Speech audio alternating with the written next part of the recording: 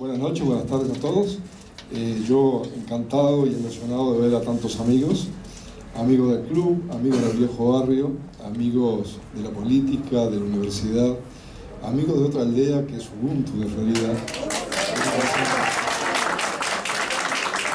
Y emocionado por todos ustedes, los amigos de Rotary, todos los amigos que me acompañan en esta experiencia. Y la primera pregunta que quiero responder es una pregunta que me han hecho todos ustedes, es ¿qué hace un ingeniero naval escribiendo una novela? Una novela, por otra parte, que es una novela histórica sobre hechos acontecidos hace 10.000 años, que tanto parece distanciarse de lo que es una carrera dura como la ingeniería. Les quiero comentar que yo he trabajado mucho en artículos científicos y tecnológicos. Y en tanto me metí con esos temas, di con un tema fascinante de la antropología, que es el descubrir Cataluyuk. Cataluyuk es una aldea que ahora, de la que vamos a hablar, que fue la primera aldea de la humanidad de hace 10.000 años, fundada hace 10.000 años, cuando comenzó la revolución de la agricultura. Revolución de la agricultura que a todos nos dice muy poco, pero que con distintos nombres, como el cambio del paleolítico al neolítico, como el cambio hacia la cerámica, la industria cerámica, con muchos nombres, nos da la pauta de que es la gran revolución de la humanidad.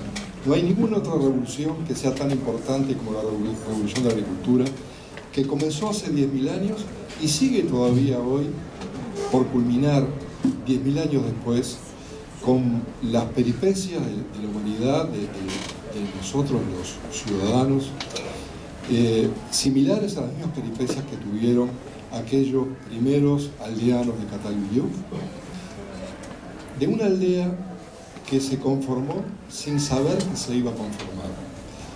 Fue la revolución de cazadores-colectores, que en aquel momento, y lo vamos a ver ahora a lo largo de las transparencias,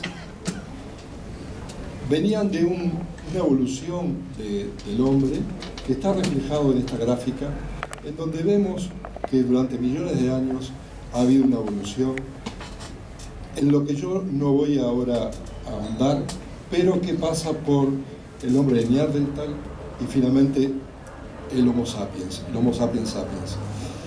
El hombre de Neandertal, que ahí en la gráfica, como tradicionalmente se plantea, es un antecesor del Homo sapiens, el Homo sapiens que somos nosotros, en realidad fue otra especie humana, paralela al Homo sapiens, que convivió hasta hace 20.000, 30.000 años, y que pugnaba por los mismos terrenos que el Homo sapiens sapiens. Este es el Neandertal. Todos tenemos algo de parentesco con el Neandertal, en particular yo. Si ustedes ven, tenemos bastante parecido. Este es el Neandertal. Esta especie fue humana también, como el Homo sapiens sapiens, que es este otro. Son muy parecidos y sin embargo son dos ramas de la especie humana, que se diferenciaron y que de alguna manera no solo convivieron, sino que también tuvieron intercambio de genes. Y fíjense qué interesante que si ustedes se fijan en esta gráfica, el Neandertal sigue esa rama inconclusa porque luego el Homo sapiens sapiens lo exterminó, y por debajo está el Homo sapiens, que termina en varias ramas, algunas de las cuales, las de arriba, tienen contacto con el Neandertal y está ese intercambio genético. De tal manera que todos nosotros tenemos también algo de Neandertal. Y una primera cosa que les quiero comentar es que de las dos especies, el Neandertal y el Homo sapiens sapiens, hubo una que era más aguerrida que la otra, más desafiante, más tesonero y más aguerrido.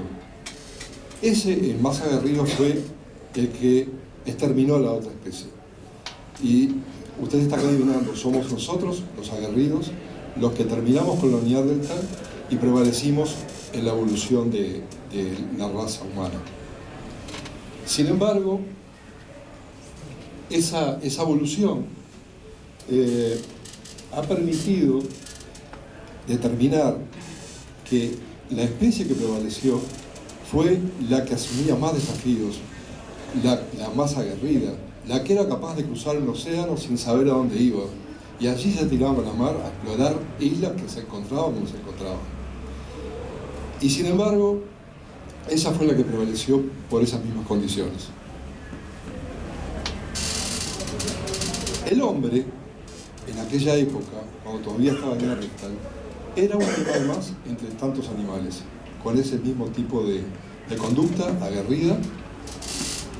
Era una fiera más combatiendo con otras sin armas, todavía no tenía las armas suficientes como para cazar sus propios animales, y era en aquel momento, hasta hace 35.000 años, un animal más carroñero, es decir, esperaba que otros animales, las fieras, cazaran venados o algún otro animal, y allí confluía el Homo sapiens como para alimentarse de los restos que dejaban esas fieras. Es decir, era depredador, era depredado por fieras y hacía uso de esa costumbre, de esa forma de alimentación que era como tantos otros animales carroñeros. Allí, hace 35.000 años, empezó a transitar por una época en que construía armas con los materiales que tenía a mano, que eran piedras. Y aquí hay algunos de los elementos que se fueron encontrando: piedras rotas, piedras pulidas en algunos casos. Esto fue lo que dio el nombre a la era del Paleolítico, en donde se usaban piedras quebradas, y al Neolítico, que después fue cuando se usaban las piedras pulidas. Nombres que no dicen nada, que han dado nombre a esas épocas tan importantes, pero que no tienen la significación que vamos a ver que tiene lo que es el cambio del sistema de vida de los humanos cuando adoptan la agricultura. Allí están esas armas construidas con piedras, con palos, con fibras, que le permitieron al hombre ir a cazar sus propias presas, dejar de ser carroñero y alimentarse con lo que cazaba. Hasta que 12.000 años atrás termina una era glaciar.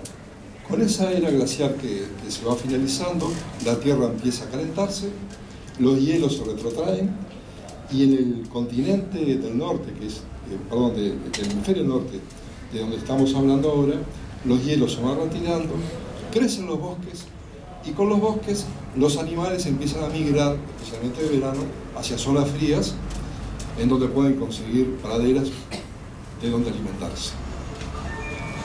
¿Eso qué hace? Que el hombre tiene que ir atrás de las manadas de animales que caza, depredándolos, y se convierte en un transhumante. Vale decir, en el verano va hacia el polo, siempre atrás de las manadas, cazándolas, depredando, así como otras fieras. Va tras de los animales para cazarlos. Pero bien, en esa pugna por cazar y tratar de no ser cazado por las fieras, el hombre en algún momento descubre que es capaz de conservar los animales que va cazando en exceso, guardarlos en corrales y poder alimentarse sin tener que ser transhumante, sin tener que estar armando sus tiendas constantemente en el norte o en el sur, según la época. Y de nuevo, usando las piedras, empieza a construir, en este caso corrales, para encerrar a sus animales. Esto, construyendo corrales con piedras y con adobe, es decir, con ladrillos de barro, van perfilando corrales que por un tema de ahorro simplemente se van adosando y empieza a conformar, sin saberlo, lo que iba a ser después la aldea, la primera aldea. Porque de esa conjunción de corrales hechos con ladrillo de adobe y las pequeñas chozas que van construyendo, se termina conformando un conglomerado de viviendas, que es esa aldea que inventan, que descubren, sin quererlo, porque lo que estaban queriendo hacer era simplemente preservar los animales para no tener que ir detrás de ellos en cada verano cuando migraban. Y así fue que se generó la primera aldea, sin quererlo, sin pretenderlo. Así como yo hice la novela sin pretenderlo, ellos también sin pretenderlo crearon una aldea. Allí, en Cataluyuk, en lo que hoy es Turquía, lo que llamábamos cuando íbamos al liceo Anatolia. Esta es una forma que hoy se cree que tenía esa aldea. Eran los mismos corrales, con paredes que se hicieron más altas, conformando casas que se unían todas entre sí, y que por la forma de construcción, por el uso de adobe, dado que no tenían hormigón, no tenían hierro ni demás, no podían tener puertas ni ventanas, o tenían ventanas muy chiquititas. Por lo que la entrada a cada una de esas viviendas era por el techo. Y la forma de transitar en la aldea era caminando por los techos. Fíjense ustedes que de la nada habían inventado esa primera ciudad pequeña pero que tuvo entre 5.000 y 10.000 personas. Y que, de haber sido todos ellos cazadores-colectores, se transformaron en aldeanos que necesitaban una forma de convivir, que precisaban una forma de gobierno, y allí estuvo el germen de la democracia, de la república, que luego los griegos ya perfeccionarían, pero que en esa primera aldea empezó a tener forma para organizar a la especie humana en todas las ciudades que hoy tenemos. Este es un yacimiento de Cataluyuk, es el yacimiento. Ahí vemos a los antropólogos estudiando esas ruinas y determinando de qué manera se utilizaban esas construcciones. Otra vez el yacimiento. Y de todo eso se infiere de qué manera se vivía. Ahí se los ve en un dibujo. Esa sería la aldea con las casas adosadas de adobe, con techos transitables. Se ve un perro. El perro ya tenía 1 millón de años con el hombre. El perro, que había sido originado del amastramiento de lobos, terminó siendo a lo largo de toda la vida de la especie humana lo que hoy son más de 500 razas de perros, y que salieron alguna vez de lo que fue el contacto con los lobos. Y bueno, allí tenemos esa comunidad conviviendo de personas que habían sido cazadores, colectores, y que de un momento para otro se encuentran con que son aldeanos, que ya no necesitan ser trashumantes para ir atrás de los animales perseguidos por las fieras, y que van a cambiar su forma de vivir. El cazador-colector, que en lo que es la caza, por lo general era el hombre que cazaba, por tener mejores condiciones para hacer esa función, terminó siendo un ganadero. Así como cazaba animales, terminó criándolos. Y la mujer, que era quien cumplía la función de la colección, de ir en pos de las frutas, de los vegetales, de las raíces, fue quien terminó desempeñándose en lo que fue la agricultura. Una primera conclusión de los estudios que hacen los antropólogos es que esa revolución que yo estuve diciendo hace un momento, que es la gran revolución de la humanidad, fue una revolución llevada adelante por mujeres. Mujeres que fueron las que se desempeñaron con desarrollar lo que fue la agricultura, y que también por el contacto con raíces, con hongos, con vegetales, adquirieron el conocimiento de un montón de propiedades de esos productos vegetales, que hizo que fueran las hechiceras, que fueran las que tenían el conocimiento y terminaron siendo los chamanes de la aldea. Eso fue lo que determinó que esa primera aldea de la humanidad fue un matriarcado. Una cosa muy interesante, acá vemos otra escena de la vida de Catán, con muchos símbolos como cabezas de toro, pinturas, un horno donde se elaboraba el pan con las semillas que empezaban a cosechar de sus propias siembras. Muchas pinturas en Catal, descubiertas, en donde se ven los animales, al hombre cazándolos por la costumbre que venían de ser cazadores. Más animales, siempre con humanos cazándolos. Y lo que prevalece que son las estatuas de una diosa, que en mi novela yo llamo Mamán, una diosa que es mujer porque aparece en cada una de las figuras importantes que se ven en Catal, que se ven también en los odres, en las vasijas de barro donde guardan el grano, seguramente cuidándolo para protegerlo con los poderes de una diosa, y que ha llevado a pensar a quienes han estudiado Catal que tanto la gobernanza, como se dice ahora, era en pos de una organización en donde prevalecía la mujer, sino que además las deidades también eran femeninas. Y ahí la vemos a esa diosa rodeada de leopardos, dos leopardos que tienen a un lado y al otro, en lo que simboliza que aquellos animales que cazaban a los humanos hoy están a la orden del humano, hoy protegen al humano, escoltan a la diosa de los humanos, en lo que muestran que el humano llega a dominar la naturaleza. Ese dominio de la naturaleza, del ambiente, se logró a través de qué? Se logró a través del asentamiento del ser humano en esa aldea, en Catal Uyuk, la primera aldea, y de ahí una serie de conflictos que se van desarrollando ya a la primera hora de la aldea entre los que habían sido cazadores, colectores y quienes ahora son ganaderos y agricultores, porque evidentemente aquellos que dejaron de cazar y buscaron una tierra para cercarla, para plantar granos para sus animales, y que por otro lado hacían corrales para guardarlos y los sacaban del bañado a donde el cazador hubiera querido seguir cazándolos, tenían conflictos con los cazadores. Los cazadores volvían de su trashumancia en el norte y querían volver a cazar en estas tierras y se encontraban que allí donde debían estar los jabalíes, de pronto los jabalíes estaban en algunos corrales guardados porque los agricultores los tenían guardados. Ese primer conflicto es un conflicto que hoy todavía prevalece.